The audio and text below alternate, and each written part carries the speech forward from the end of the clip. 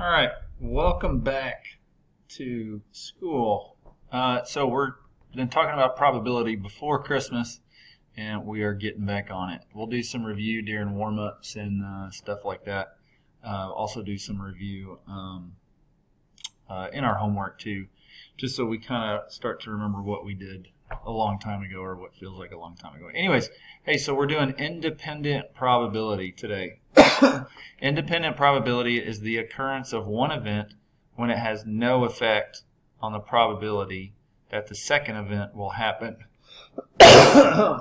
What that means is if you put if you got a bunch of M&Ms in a bag and you reach in and grab one, what's the probability of getting a green? Well, you'd have to count all of them and figure out how many total M&Ms there are. But that is independent because nothing has happened before that. And if you wanted to do it again, you would actually draw an M&M, you would write down what it was, you would put it back in the bag, and then you would draw again.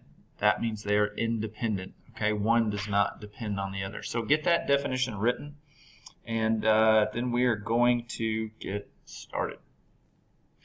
All right, so if you need to pause this right here, please do. So we're talking about the probability of A and B. Okay, we're going to have two things, probability of A and the probability of B.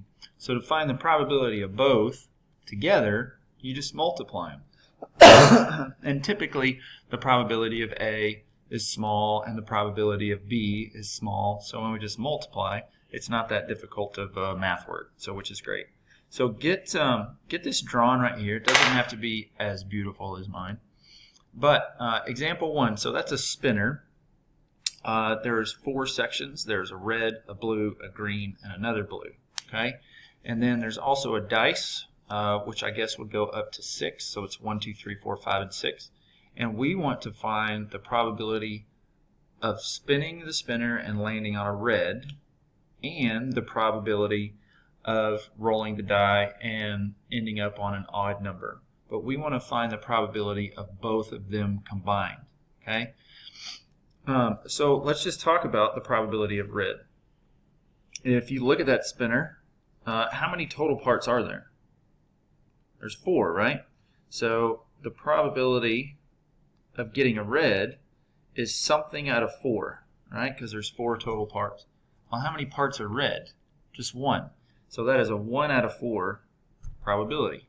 All right, so now let's look at the dice, and we want to get an odd number. So the probability of an odd, it's a 6-sided die. So how many total possibilities are there? There's 6 total. Well, how many of them are odd? There's 3 of them. That'd be 1, 3, and 5. So what is the same thing as 3/6? We can go ahead and change that now to a half, right? All right, so to find the probability of landing on a red and the probability of getting an odd number, we just multiply those two. Yahoo, we get to multiply fractions, right? But that's super easy, multiplying fractions. So probability of red, we're going to multiply that times the probability of landing on an odd. So that is just 1/4 times 1/2, which just equals 1/8. So there's a 1 out of 8 chance of landing on red and rolling an odd number. Okay, you can. I'm going to draw some other stuff, and then you'll pause it again. Okay.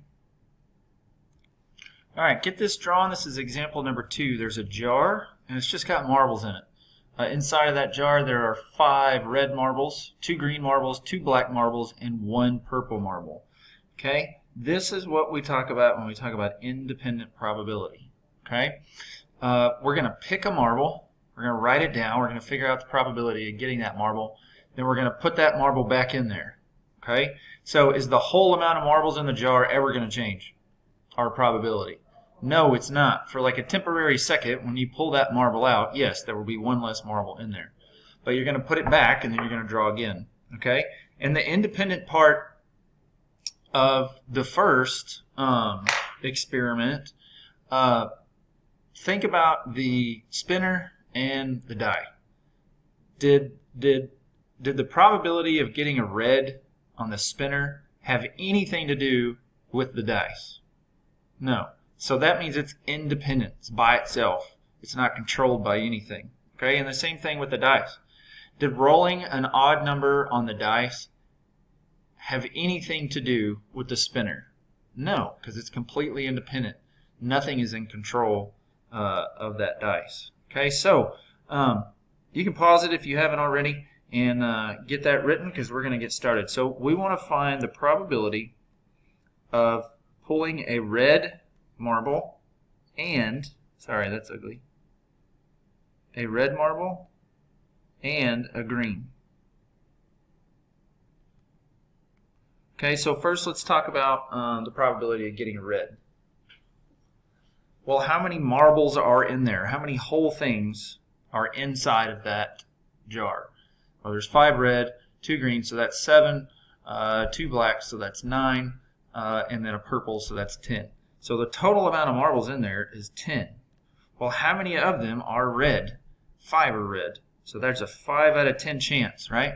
Which, as you already know, is 50% chance.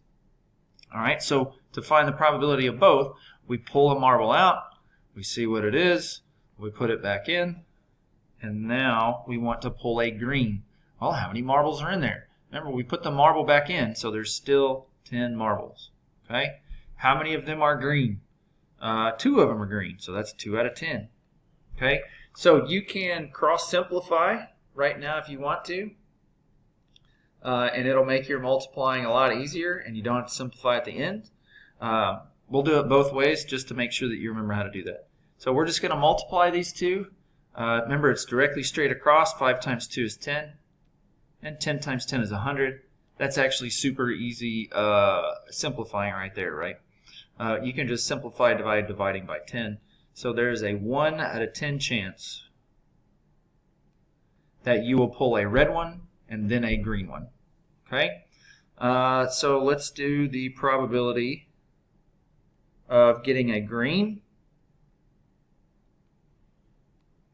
then another green, then another green.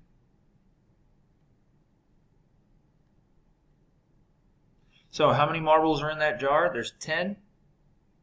So that's our denominator. And technically, since we're doing 3 drawings and we know that we're going to put back the marble every single time, we could go ahead and do 10 3 times, right? Because we're going to draw 3 times. All right, so how many greens are in there? There's 2. So the first probability is 2 out of 10. So what's the second probability? You pull that marble out, you put it back in. There's still 2. And the third one is also 2. 2 out of 10. Okay, so now all you have to do is multiply. 2 times 2 is 4. 4 times 2 is 8. 10 times 10 is 100. And 100 times 10 is what? 1,000? 1,000. Okay, so can we simplify that? Yes, we can. You can divide both of them by 2, and then we'll probably end up doing it again. So divide by 2, divide by 2, so that would be 4 out of 500. And then we can divide by 2 again. Sorry, I'm running out of space. Divide by 2, divide by 2. Half of 4 is 2, half of 500 is 250. We can divide by 2 again. I did not know that 8 was going to go in 2,000. Divide by 2, divide by 2, and you end up with 1 over 125. Sorry, that's really ugly. So there is a 1 in 125 chance, very small chance, right, that you will draw green, put it back, draw green, put it back, and draw green, put it back 3 times in a row. All right, let's do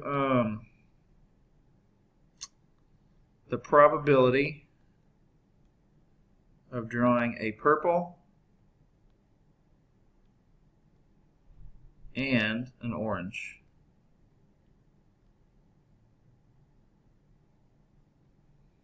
So what is the probability of drawing a purple? How many marbles are in there? There's 10. How many of them are purple? There's 1. So what's the probability of drawing an orange? Sorry. Well, there's 10 marbles in there, but how many of them are orange? 0.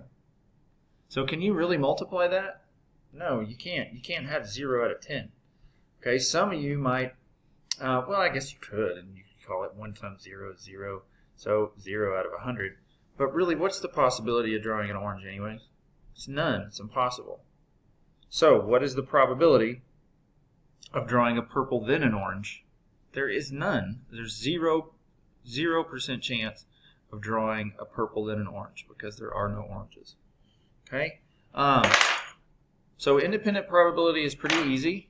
It's not too difficult. I know multiplying fractions kind of suck sometimes. But we'll practice. I'll practice on the homework assignment simplifying before we multiply. So that'll save you some time.